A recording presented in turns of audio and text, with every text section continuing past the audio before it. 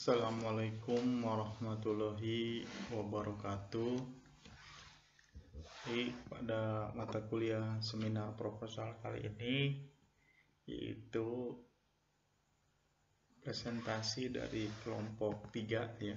Jadi karena masih kondisi Covid, jadi masih menggunakan online ya, daring, yang di upload ke YouTube masing-masing untuk presentasinya. Ini saya juga coba akan membahas ya, mulai melalui ini ya, rekaman Bandicam yang nanti akan saya upload ke YouTube. Oke. Yang pertama, saya akan beri masukan pada saudari atau Mbak Pia Adianingsih ya. Ini dia mengambil judul pengaruh citra merek atau brand image terhadap keputusan pembelian smartphone di Toko Agung Seluler Majenang Cilacap. Oke. Bab 1 pendahuluan. Mungkin masukan saya tidak terlalu dalam ya, jadi nanti silahkan Mbak Via lebih intens bimbingan dengan dosen pembimbing ya, jadi biar bisa cepat menyelesaikan ya.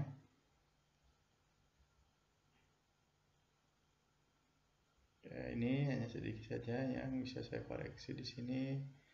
Harus kalau awal kalimat berarti huruf awalnya katanya itu B-nya itu besar ya, kapital.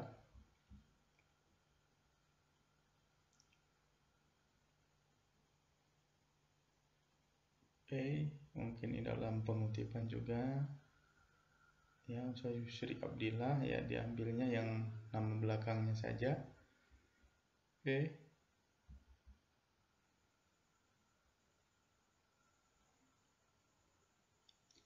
Ini juga ya, nama belakangnya saja, misal Sangaji dan Rizka seperti itu.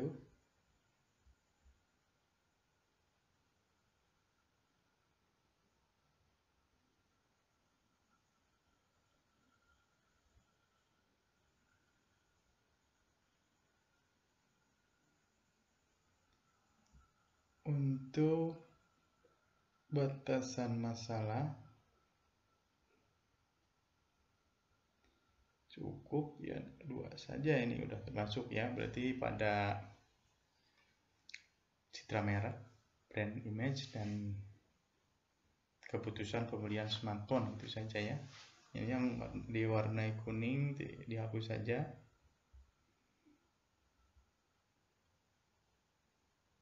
Oke, ini udah bagus rumusan masalahnya. Tujuan penelitian menyesuaikan dari rumusan masalah.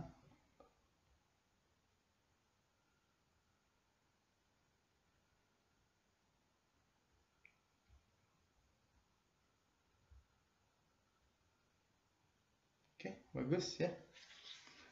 Oke, kajian teoritis atau bab 2 tinjauan pustaka A, kajian teoritis. Yang pertama menulis tentang citra merek.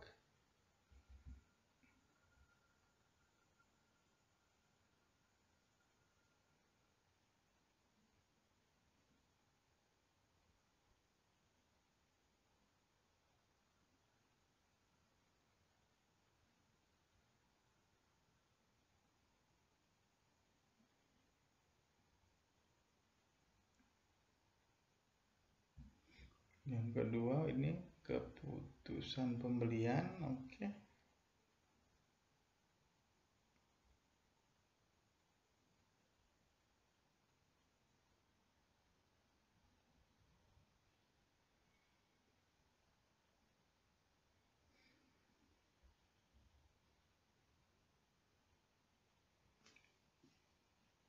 Yang ke B, penelitian yang 8. Kalau menurut saya ini dibentuk tabel saja ya. Bentuk tabel misal nomor, di sini kolom kedua nama, judul, tahun, hasil penelitian, terus kontribusi pada penelitian Anda, bagaimana kontribusinya.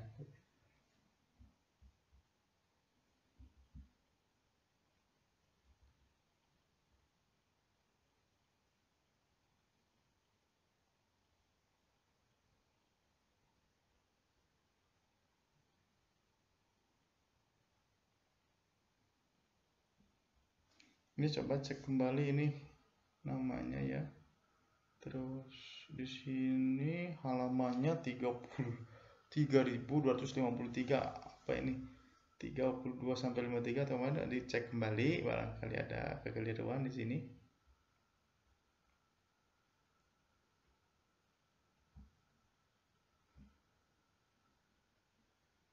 Apa memang bukunya tebal ya? Ya coba dicek kembali ya, nggak apa-apa. Halamannya sampai 3000. Ya udahlah, dicek lagi lah ya.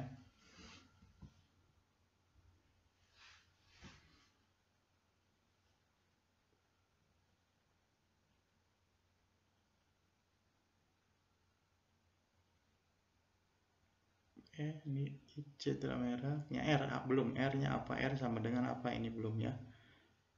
Di keterangannya belum ditambahkan.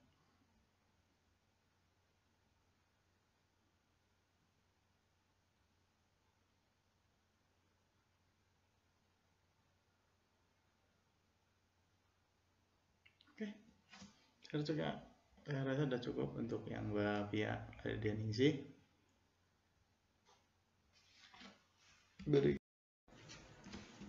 Baik, untuk berikutnya saya akan beri masukan pada Mbak Yoni ya. Mbak Yoni mengambil judul pengaruh prestasi belajar dan lingkungan keluarga terhadap minat berwirausaha siswa. Pada siswa SMK BDP di Ponorogo, Majenang ya, SMK mungkin ya, pada siswa SMK kelas berapa ya gitu. Oke. Untuk di sini mungkin bukan dosen pengampu ya, jadi langsung aja pembimbing skripsi ya, ditulisnya pembimbing skripsi ini bagi semuanya saja biar saya tahu pembimbingnya siapa, seperti itu ya. Oke. Untuk Mbak Yoni ya silakan, ini di latar belakang dibuat tabel saja, yang ini paragraf pertama ya, dibuat tabel biar simple bacanya, cepat langsung paham ya. Spasi 2 ya, dirapihkan ini.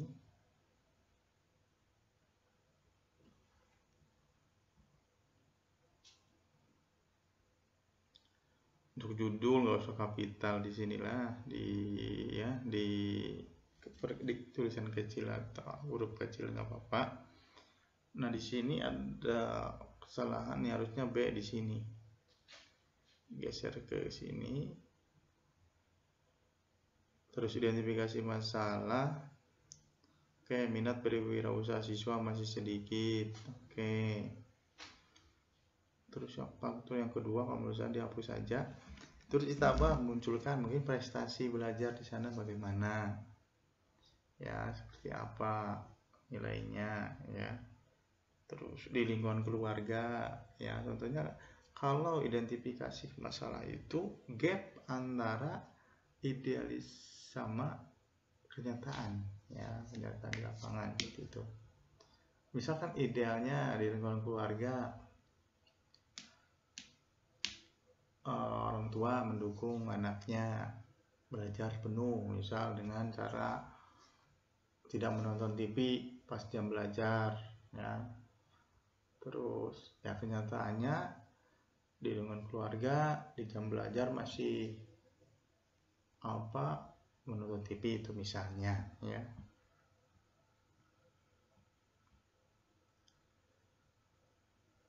Batasan masalah ini sering ya yang memunculkan kalimat seperti ini. Karena keterbatasan kemampuan peneliti dalam hal waktu, biaya, tenaga, serta banyak faktor yang mempengaruhi minat berwisata. Ini aja simpel saja ya, kalau di batasan masalah, misal gini, berdasarkan latar belakang dan identifikasi masalah, agar penelitian ini fokus, maka penelitian ini dibatasi bla bla bla bla, seperti itu ya. Rumusan masalah, apakah ada pengaruh positif prestasi belajar terhadap minat berwirausaha siswa SMK Diponegoro jurusan BDP? Mungkin ditambah dan signifikan, seperti itu. Ada pengaruh positif dan signifikan, ditambah ya. Tujuan penelitian menyesuaikan dengan rumusan masalah. Ini manfaat penelitian. Oke, penjelasan istilah. Oke. Kajian pustaka terdiri dari kajian teoritis ya. Oke, prestasi belajar, pengertian prestasi.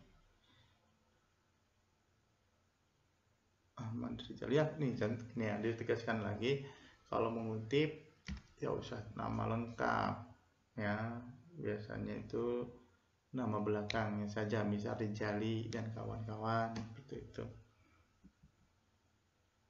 Penulisan dirapikan, ini belum rapi ya, dirapikan kembali biar bacanya enak ya. Menyusun proposal usaha, tiba-tiba ini ya nggak usah di bold ya. Yang kedua berarti lingkungan keluarga. Oke, ada nih lingkungan keluarga, pengertian lingkungan, faktor yang mempengaruhi lingkungan keluarga, misal B kecil, pengaruh prestasi terhadap minat berusaha. Oke.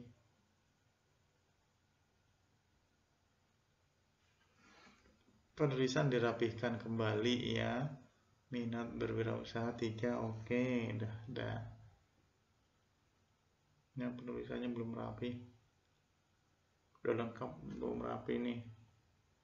Ya, untuk penilaian relevan sama pada yang lainnya juga saya selalu mengingatkan biar dibaca dan mudah dipahami ya, dibikin tabel nomor, misal terus nama, tahun, judul, metode penelitian, hasil penelitian, dan kontribusi pada penelitian Anda itu seperti apa.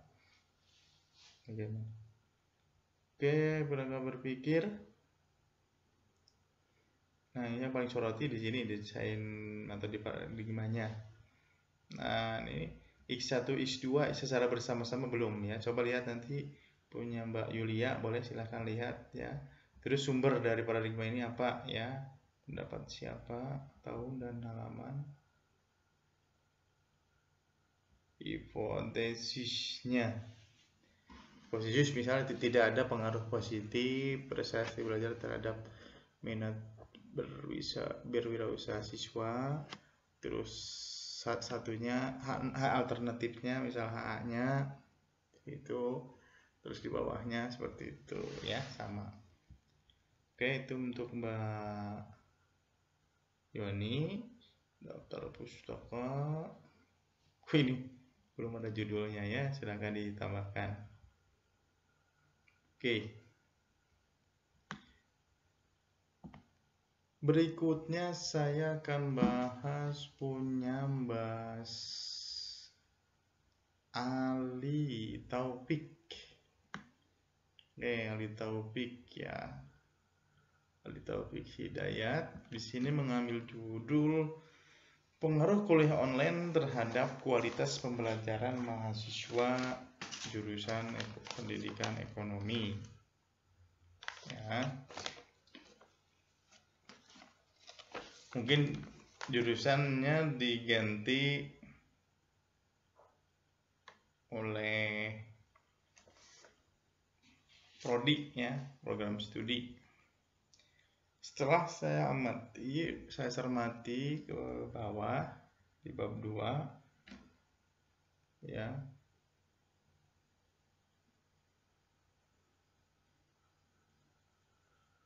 Terus ternyata di bab 2 terus di kajian 8 Mas Ali Taufik lebih ke blended learning atau pembelajaran campuran ya. Pembelajaran campuran antara tatap muka dan kuliah online ya. Jadi kalau menurut saya langsung saja pengaruh blended learning ya terhadap kualitas pembelajaran mahasiswa prodi pendidikan ekonomi S3 Penjenang. Kalau misalnya dirubah karena saya amati di bab 2 ya itu Mas Ali lebih ke blended learning seperti itu, bukan hanya kuliah online, jadi campuran ya, jadi campuran. Oke, saran saya diganti jadi pengaruh blended learning. Oke, kita coba lihat ke bawah.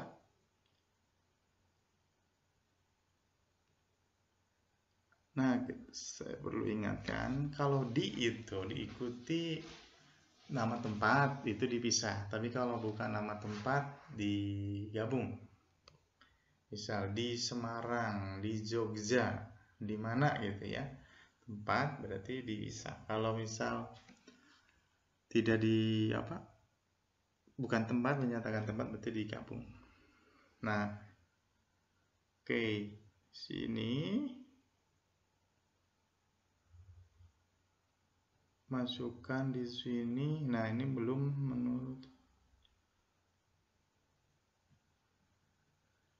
ya, bahas saja tentang di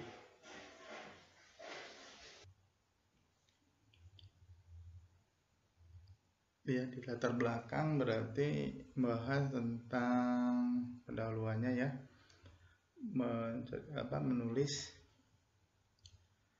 tentang dia di mana saja ya tadi ya yang melakukan blended learning ya. Terus di sini udah dicontohkan tadi perguruan tinggi mana saja ya, UI, UMB, UGM. Nah,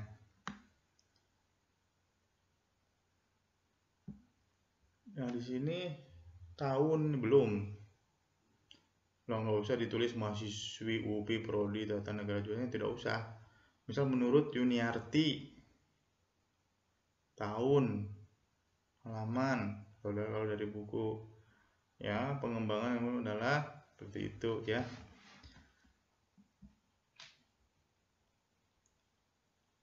Nah, identifikasi masalah.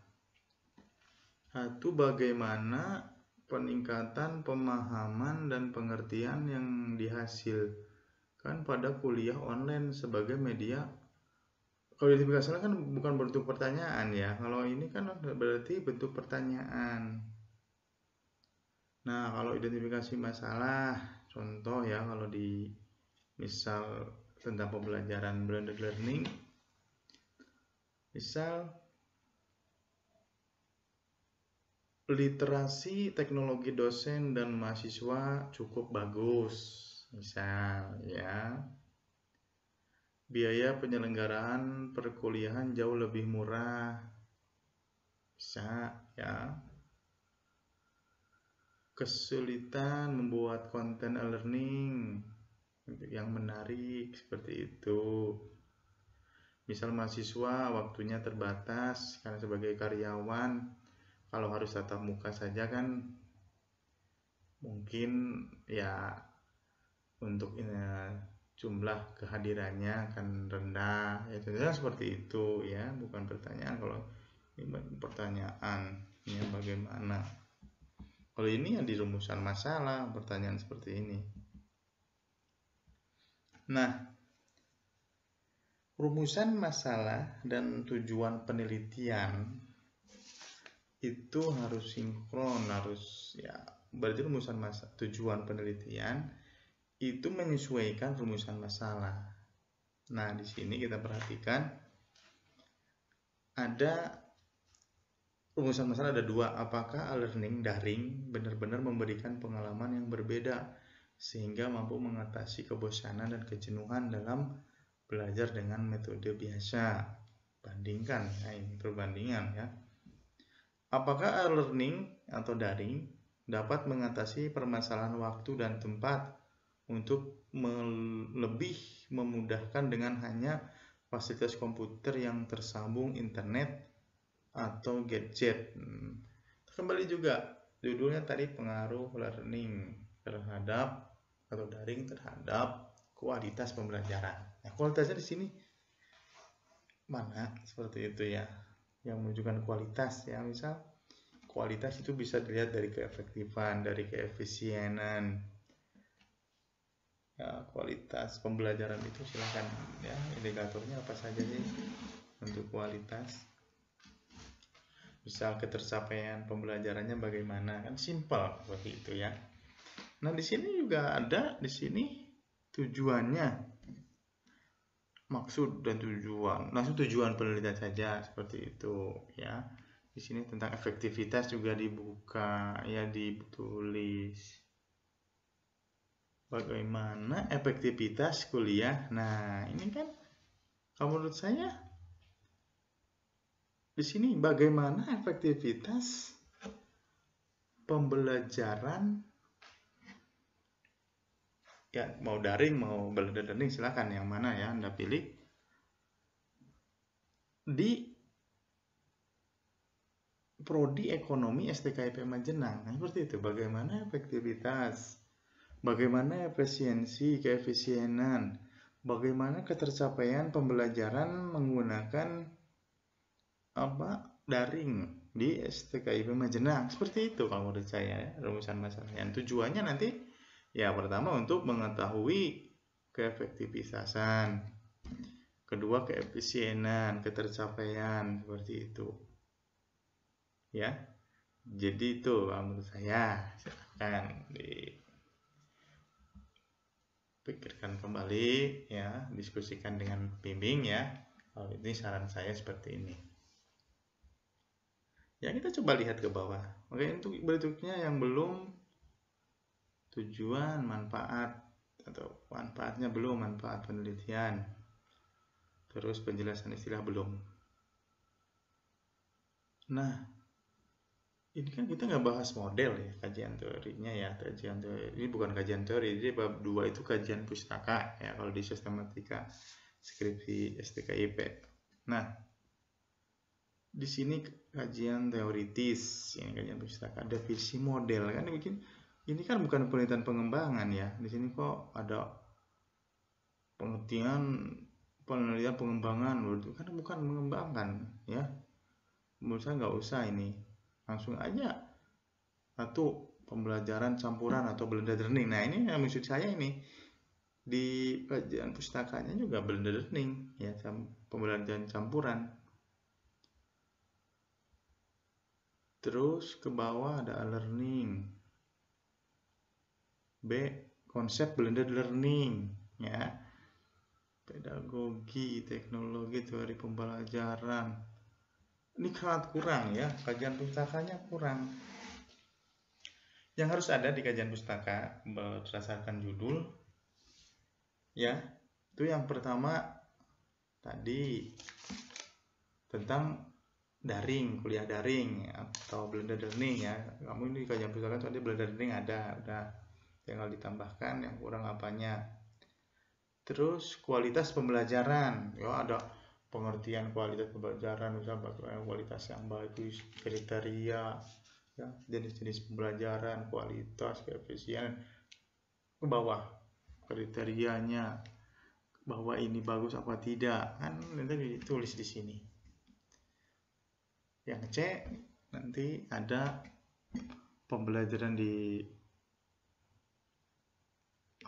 STKIP itu seperti apa ya, di latar belakang pun disebutkan, di latar belakang tadi ditambahkan mestinya pembelajaran di STKIP ya, dikaitkan juga di sekarang kondisi COVID ya kan, kebanyakan kampus karena COVID ya seperti itu, ada memang 100% menggunakan daring, ada yang memang campuran ya, ada yang campuran tadi, misal persentase dari daringnya 70%, misalnya ada tatap muka hanya sebentar, misalnya ada gitu kan, itu dimasukkan di latar belakang.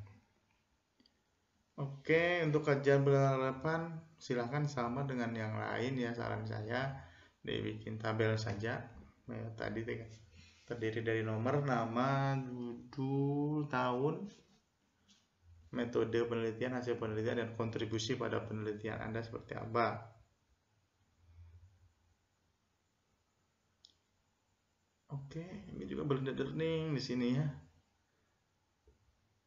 Yang depannya juga kamu blended learning ya, ini Mas. Kerangka berpikir. Perlu bingung. Ya, kerangka berpikir ini kerangka berpikirnya pengembangan model ya, manajemen. Coba lihat yang lain ya. Ini mestinya udah bagus. Untuk seperti ini ya, pengaruh I terhadap Y itu udah simple sekali dia, dari kerangka berpikirnya sangat simple, tinggal X terhadap Y ya. Sepertinya ya Mas Ali juga sebenarnya mestinya udah paham, udah lihat ya kemarin. Jadi yang biasanya kalau pengaruh X terhadap Y berarti paradigmanya seperti apa ya, berpengaruh R X terhadap Y ya. Silahkan lihat yang lainnya. Oke, saya rasa ini pertanyaan penelitian sudah perlu ya untuk di sini. Ya, ini juga blended learning di perguruan tinggi ya. Bagaimana perencanaan blended learning, gambaran pembelajaran yang telah dilakukan.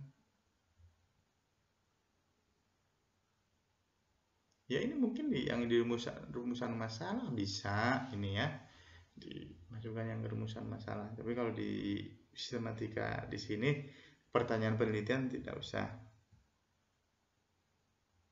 Nah, ini bisa bagaimana perencanaan blended learning, bagaimana pengorganisasian blended learning, bagaimana pelaksanaan blended learning di perguruan tinggi,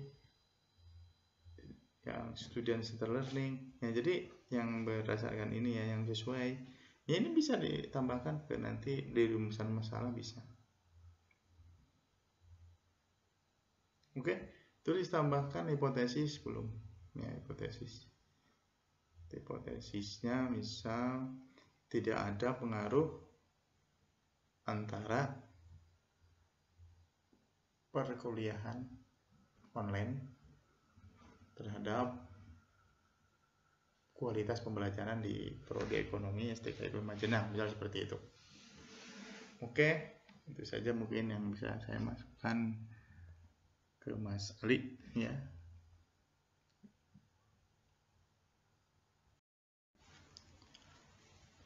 Oke, untuk berikutnya saya akan mengoreksi Mbak Yulia ya, sedikit saja. Karena Mbak Yulia dengan Pak Ade ini mahasiswa bimbingan saya, jadi udah intensif ya. Sebelum ke presentasi hari ini juga mereka udah intensif. Pak Ade udah sampai 3 atau 4 kali, Mbak Yulia udah 1 atau 2 kali ya. Di sini yang saya koreksi di judul ini tahun ajaran 2020-2021 ya, maksud saya kemarin yang dihapus di sini. Nah ya, di 2020 saja misal di sini ya, atau 2021 saja gitu.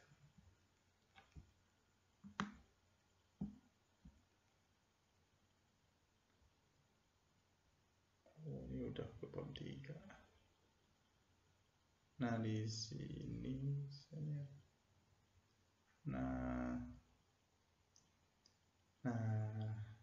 di sini.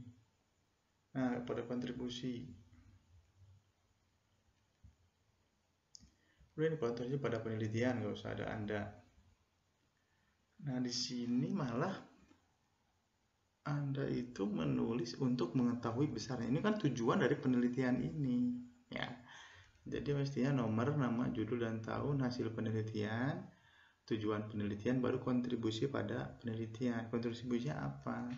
Kenapa Anda mengkaji dari penelitian ini, ya? Kontribusinya apa? Atau bisa juga perbedaan, ya, persamaan dengan penelitian Anda, seperti itu. Kontribusinya apa sih?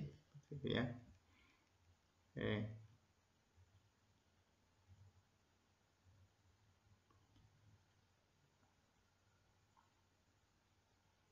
Nah, ini Mbak Yoni yang saya maksud. Anda itu tadi, ya, ini yang punyanya Mbak Yulia, ya. Jadi penelitian sudah paradigmanya seperti ini yang Mbak Yulia.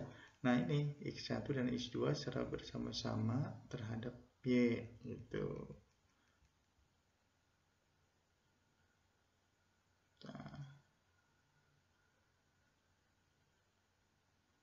tidak terdapat atau terdapat pengaruh disiplin belajar dan dugaan awalnya, ya. Oke.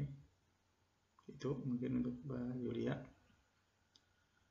Berikutnya saya akan mengkoreksi punya Pak Edi, ya, Tarik Salem. Oke. Di sini Pak Edi mengambil judul analisis unit usaha pada BUMDes Bina Usaha Desa Salem, ya. Oke, masukannya bagi berikut, ya, banyak juga ini. Nah, ini bisa langsung analisis keuangan unit usaha pada BUMDes Bina Usaha Desa Salem, Kecamatan Salem, seperti itu, nggak apa-apa, atau cukup ya, mestinya biar ya jelas sampai kecamatan atau kabupaten gitu aja. Analisis keuangan unit usaha pada BUMDes Bina Usaha Desa Salem, Kecamatan Salem, Kabupaten Brebes, seperti itu, biar lebih lengkap.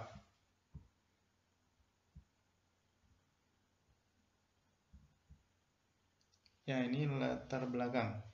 Penulisan belum rapi, ini geser ke sini, ya. Lurus dengan ini, dengan L, geser semua ini ke kanan. Yeay. Oke. Untuk satu paragraf itu biasanya terdiri dari 3 sampai 4 lah kalimat, ya. Jadi ini hanya satu kalimat, jadi kurang baik, ya. Nah, cara pengutipannya seperti ini. Dalam peraturan pemerintah nomor 4 tahun 2015 tentang pendirian, pengurusan dan pengelolaan dan pembaruan BUMDes, misal disebutkan badan usaha yang seluruh atau sebagian besar modalnya dimiliki oleh desa melalui penyertaan secara langsung yang berasal dari kekayaan desa dan selanjutnya, seperti itu, ya, cara pengutipannya.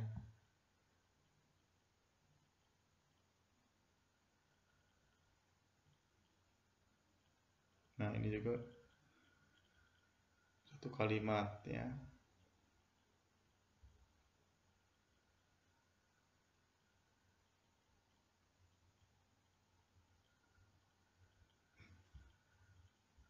Untuk dan itu jangan di awal kalimat, karena dan itu penghubung, ya, kata penghubung. Nah, ya, di sini munculkan Salem. Di sini misal usaha apa, unit usaha apa yang ada di Salem, ya.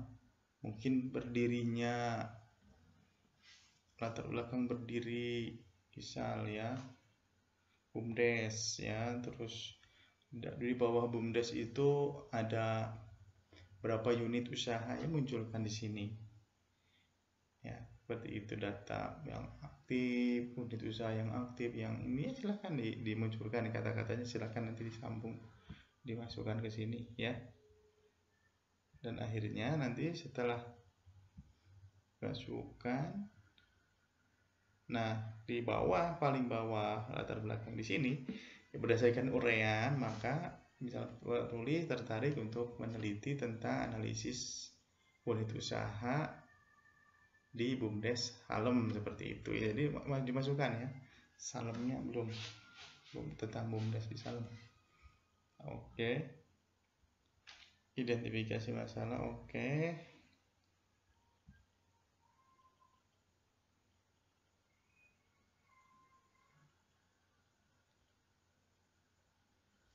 Tingkat penjualan oke, bisa.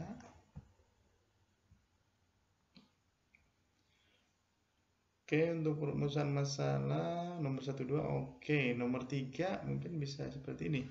Bagaimana upaya yang dilakukan oleh pengurus BUMDes Bina Usaha dalam mengatasi hambatan yang ada, seperti itu ya. Oke. Tujuan, nah yang belum manfaat sama penjelasan istilah belum. Bab 2 landasan teoritis A. Nah ini juga yang belum rapi, dirapikan penulisannya.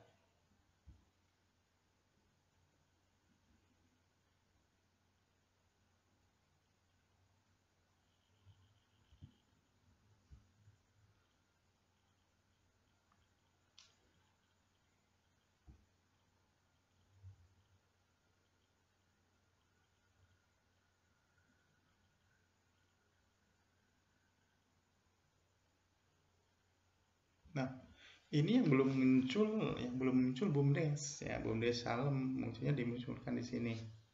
Ya. Tentang BUMDes, teori tentang BUMDes, unit usaha apa, BUMDes apa, jenis-jenis usaha di desa itu apa. Ini belum muncul di sini. Silakan dimasukkan ya.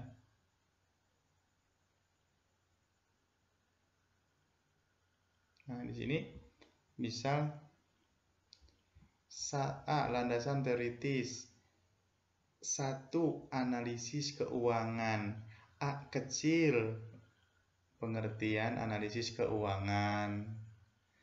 Terus di sini B kecil, pengertian laporan keuangan. C kecil di sini di bawah perspektif keuangan. C kecil. D kecil berarti pengertian efisiensi ya. D. E manajemen penjualan. F apa F ya? Pengertian modal. Boleh.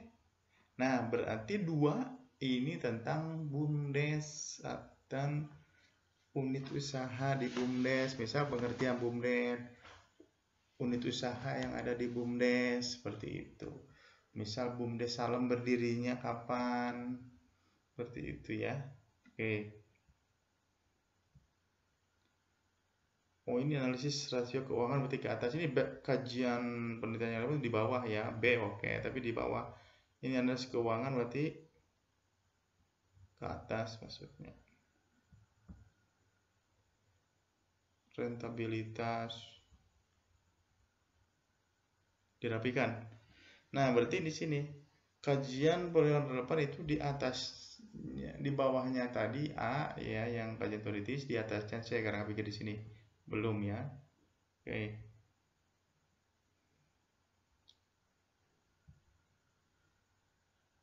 Oke.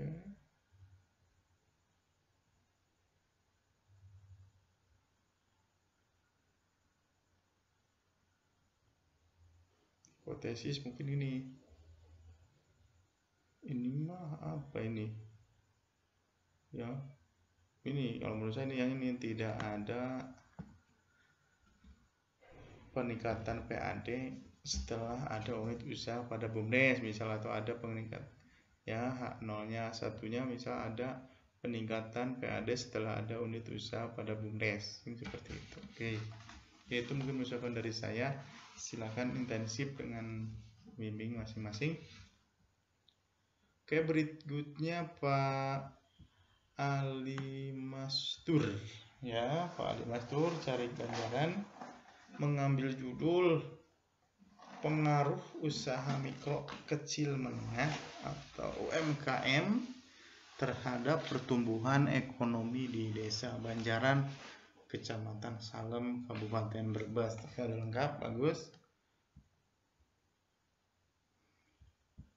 Proposal, oke, dicantumkan nama pembimbing ya. Nah, ini yang mau jadi saya. Seperti ini ya, P ini. Ya, penulisannya.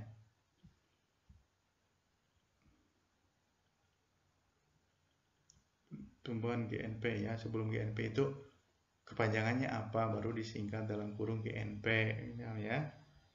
Seperti itu.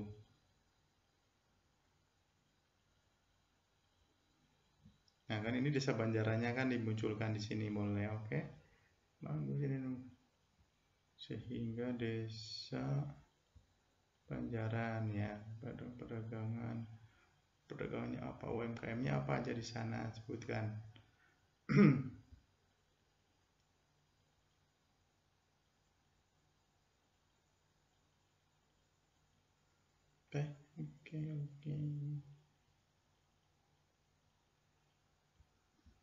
Ini menurut saya sudah cukup seperti ini aja. Pertumbuhan UMKM di Desa Banjaran, Kecamatan Salem, Brebes sulit berkembang. Ya, misal modal untuk pengelolaan atau modal untuk operasional, modal untuk apa masih kurang pada UMKM di Banjaran, misalkan seperti itu bisa.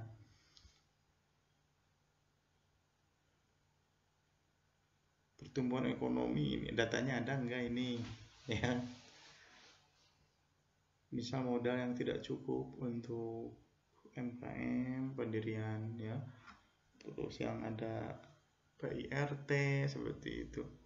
Pertumbuhan UMKM berpengaruh terhadap pertumbuhan ekonomi. Ini kan yang mau diteliti ya, yang mau diteliti apa judul Anda ya. Seperti itu. Menurut saya ini nggak usah, ini dihapus saja ya. Tadi ditambah mungkin modal ya untuk pengembangan UMKM ya, atau minat masyarakat Desa Banjaran untuk membuka usaha UMKM itu masih rendah, itu bisa ya, seperti itu.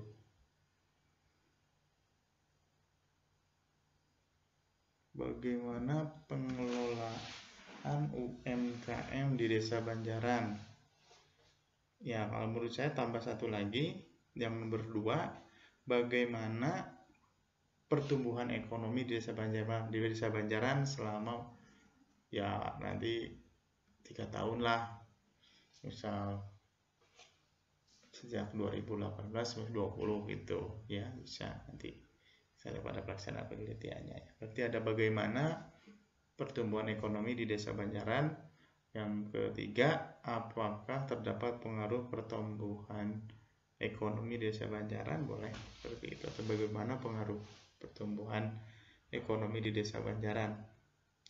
Nanti tujuan berarti 3 sama, menyesuaikan dari rumusan masalah.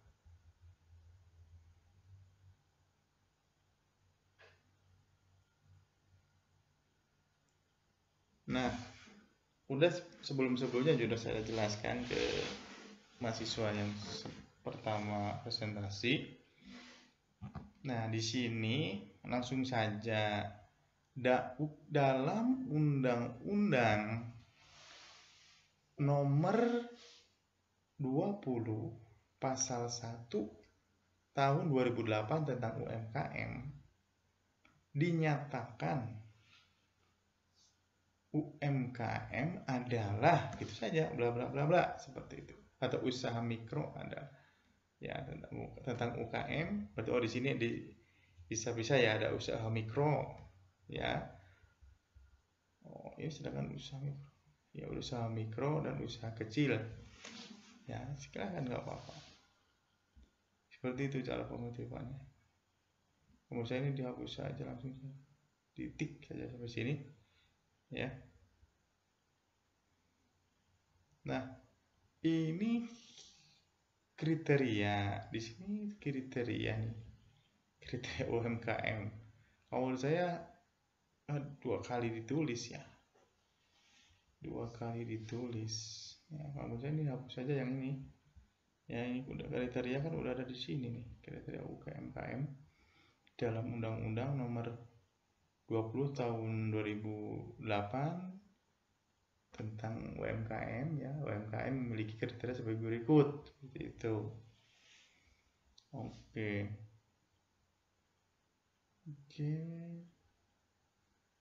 dirapihkan ya. Klasifikasi peranan karakteristik usaha mikro. Nah, ini belum ada tahun dan angka apa halaman. Belum ada tahun dan halaman ini.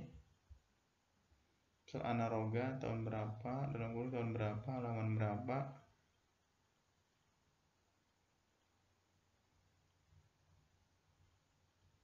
Mau penulisan ini pindah ke atas ya. Kelemahan yang sering juga menjadi faktor dan pengembangan masalah dari usaha mikro terdiri, ini ke atas. Oke. Nah, ini belum kosong. Ini juga ini pertumbuhan ekonomi ya, tadi UMKM. Nah, ini kan UMKM udah berarti 2 itu tentang pertumbuhan ekonomi ya. Ini misalnya di bawah, di sini 2 pertumbuhan ekonomi, jadi pengertian pertumbuhan ekonomi terus dan sebagainya lah tentang pertumbuhan ekonomi di sini.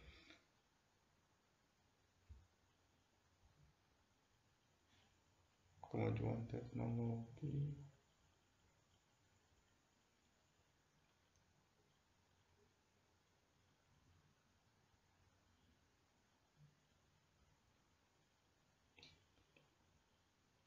Ya, tambahkan lagi lah tentang pertumbuhan ekonominya ya.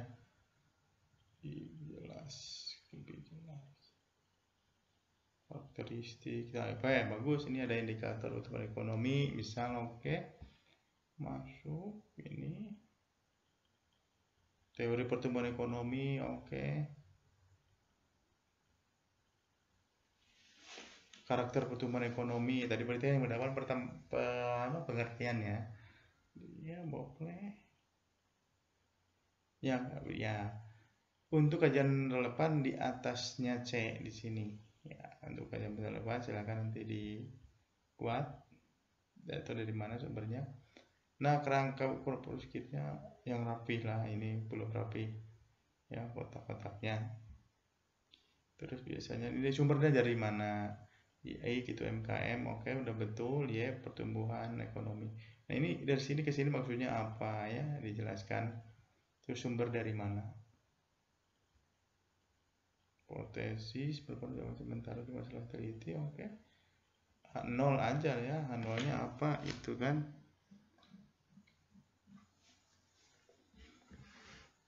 Misal H0 nya belum muncul ya, berarti perkembangan UMKM tidak berpengaruh terhadap pertumbuhan ekonomi ya. Satunya perkembangan UMKM berpengaruh misal. Oke, mohon itu saja masukan dari saya, kurang lebihnya saya mohon maaf. Silahkan lebih intensif untuk bimbingan dengan pembimbing masing-masing agar pembuatan proposal ini dan silahkan berikutnya bab 4 dan bab 5 segera selesai dan bisa memenuhi target kelulusan. Oke, itu saja mungkin dari saya. Terima kasih. Assalamualaikum warahmatullahi wabarakatuh.